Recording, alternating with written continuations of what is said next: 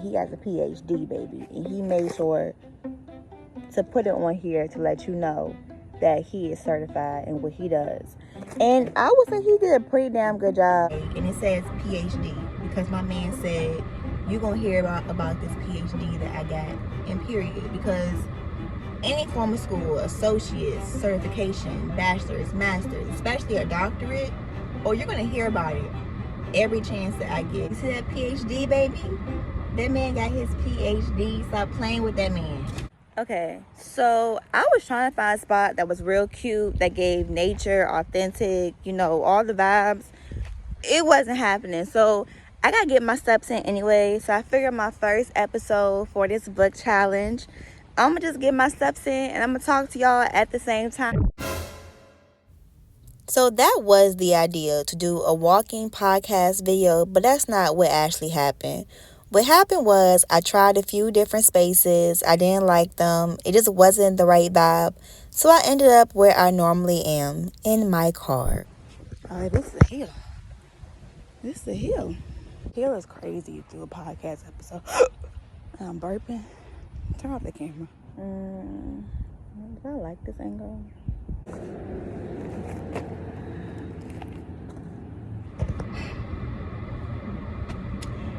I really thought I was going to give y'all a new setting, but here we are back in my car, okay? It's hot. I was walking up a hill trying to talk. I said, girl, you need water. What are you doing? Okay, welcome to the first week of my book challenge. So the first week I decided I'm going to try something a little bit different. I'm going to act like I'm on a podcast, and it's my podcast. And for this podcast episode, we're talking about the book Taking Charge of Anger, which is the book for this week, about things that I took from the book, why I started reading the book. So I got this book randomly. It wasn't anything that I intended to read, honestly. I went to one of those little take one, you give one books. I'm gonna be honest, I took one. I took 3. And I didn't give any. Don't ridicule me. Don't do too much in the comment section. If you've been here before, it's a ghetto microphone. You already know the vibe. And of course, welcome to my mic. It's going to be my coconut water. It's the press kind. I don't know if you ever had it, but it's pretty good. Okay. But I didn't want to make this too long. I honestly just want to talk about how I feel like the book applied to my life, because that's the most important thing when you read. I read a book years ago, and it says one thing to be able to understand what you read, to be able to gain the knowledge. But the whole purpose is to apply the knowledge, to put it into your life, or if it doesn't apply for you, to give it to people who can't apply it to their lives.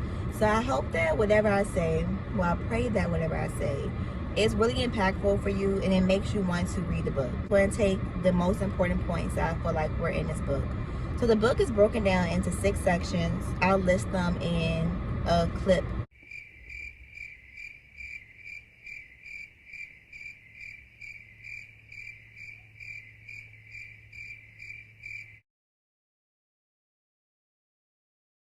So when I initially got this book, I didn't get it because I felt like I needed to work on my anger. And I saw the book and I was like, that's very interesting. I would love to read that. And when I started reading it, I decided to take my time. So I read only 10 pages every single day. And that may not seem like a lot, but when you're reading a self-help book, especially something that you have to really take in and it has interactive activities, 10 pages is a lot. So I read 10 pages a day, and I just wanted to actually sit with what I read. So every single 10 pages, I would do a summary about what I felt. If you've ever looked at any of my books, the way I read books is I take notes. So like every single sticky note has something that I felt like was really impactful for me, and I wrote down how it made me feel, if it made me question something, if I disagree with the author. I put them on sticky notes right beside the exact paragraph, and I usually highlight it so I know what the sticky note goes to. I like that the book didn't just talk about the anger that we think about, like violence, cussing somebody out.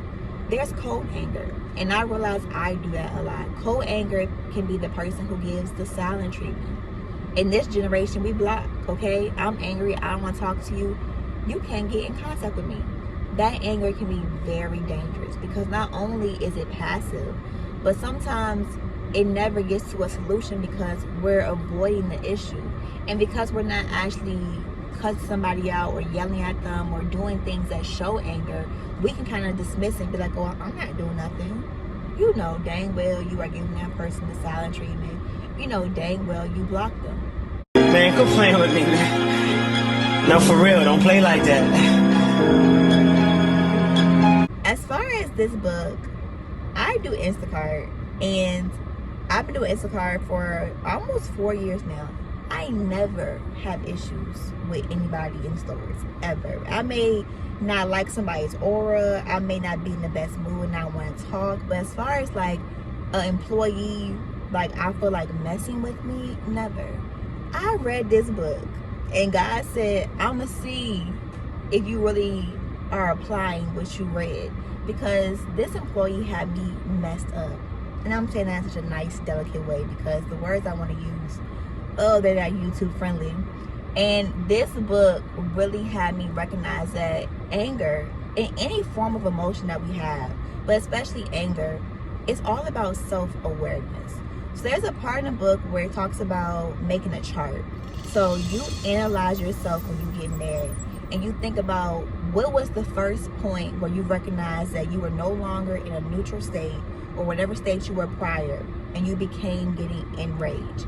And with that being said, you use those tools to be able to recognize when you're getting angry. So if you get to a point where you're almost in the middle of your chart, you need to reevaluate, maybe step aside, and come back when you are at a point where you can actually regulate your emotions and at least understand your anger and have a solution for your anger.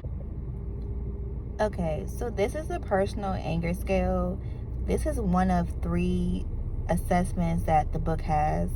I kept mine blank just in case I ever want to make copies, and I decided to do my personal anger scale on a personal piece of paper. But basically this is the way it looks like. You have ratings from 0 to 20, 21 to 40, 41 to 60, 61 to 80, 81 to 100.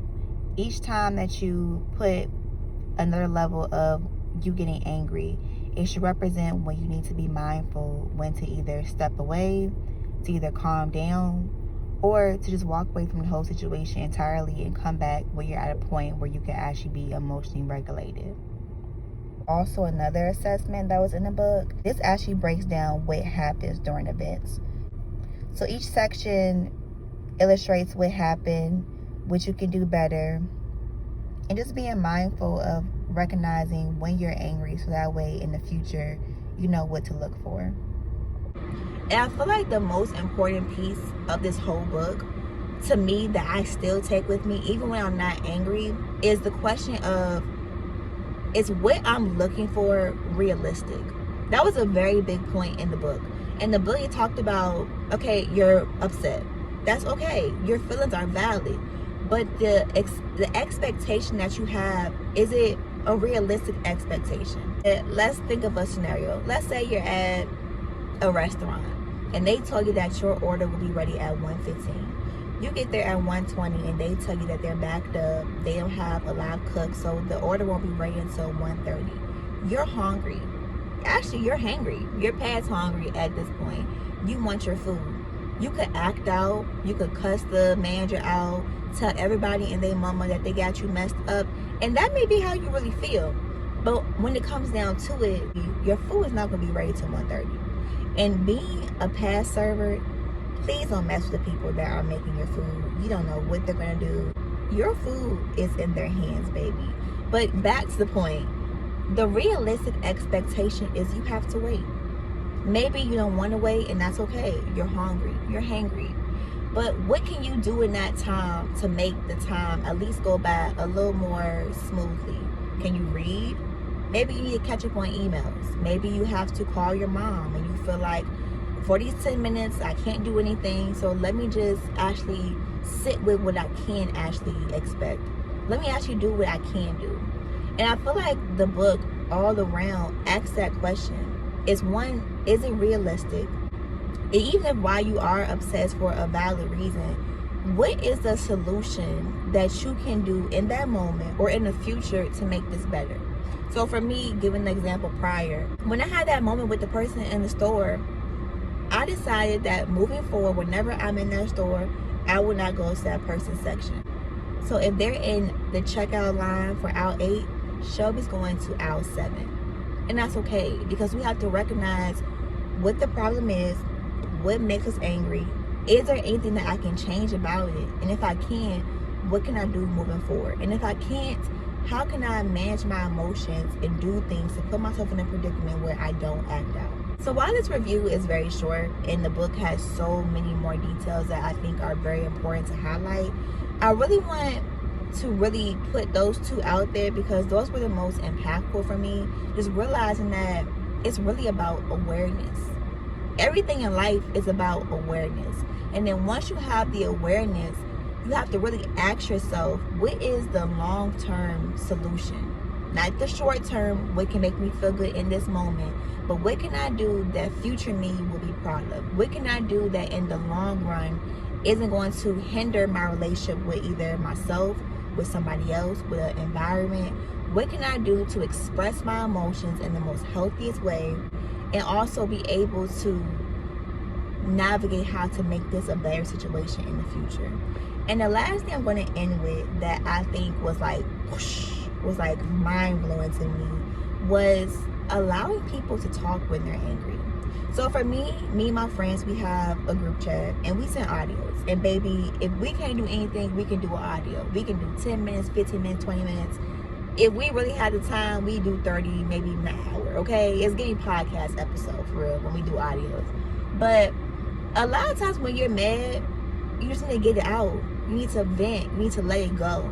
So when people are angry, the worst thing you can do is cut them off.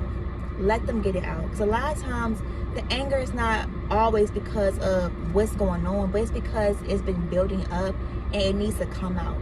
So the book talked about when you're in conversation with somebody, allow them to express themselves fully. Don't cut them off. Even if you feel like what they're saying is not truthful, you have a response ready. Listen at least to understand, or listen at least to allow them a space to be able to get it out. And then once they let it out and we come to a point where they've got out everything that they need to get out, if it's the right time, respond. If it's not, say, hey, let me sit with what you just said. And the worst thing you can do is use statements. You did this, so that's why I act like this. You were the reason why I was late to work. I statements.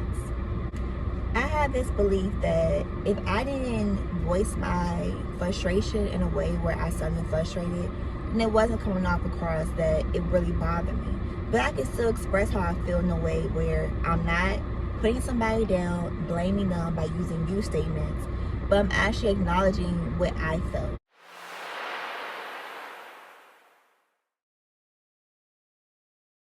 When it comes to you statements, they're easy. Somebody got you messed up and you want to learn how they got you messed up, where they got you messed up, and how much they had you messed up. And I get it, okay? Even though I read this book, I still fall short. And I feel like the best part about this book is the ending. It's about maintenance. So you learn all these things, but at the end of the day, it's up to you to maintain it. And you're going to fall short. That's okay. You're a human. Things are going to happen. What you have to do is acknowledge, hey, I messed up. If you need to, apologize if it's right. But don't just apologize just to apologize. Apologize and make the actions moving forward, showing that you understand, I don't want to go forward in the same way that we left. I don't want to use anger as a tool to aggravate you. I want to use my anger as a awareness tool to help me to be able to navigate conversations that maybe we need to have. And I feel like as long as you are aware, you acknowledge what's going on, and when you need to reassess or go back and fix some things, you do that. To me, that's what this book is all about. It's about knowing what your triggers are, about how to avoid them. If you can't avoid them, be able to work around them in a way that's healthy for you and for whoever is involved. And by recognizing that you may fall short, and that's okay. You have the tools now. You know what to do. There's nothing wrong with emotions. I think that we live in a world where they say, well, if you're angry, then something's wrong. No. It's a movie on Disney Plus called Elemental. And one of the characters, she gets angry really, really fast. And the character that was talking to her said, there's nothing wrong with your anger. Your anger is telling you something. Your emotions are telling you something. And it's not about the emotion per se, but it's about the action. Because you can be mad, you can be sad, you can be whatever that you are. But at the end of the day, how are you using that emotion to move you forward? Is it being moved forward in a productive way where things are getting settled and things are getting to a solution? Or are you using a way where not only is it making the situation worse, but you're ruining relationships, you're ruining opportunities, you're ruining you. So don't be afraid of your emotions. The emotions are always valid. It's those actions, baby, okay? And just like that, we're signing out, babes. Thank you so much for being here for the first week of my book challenge. Hope you enjoyed, and I will see you next Sunday.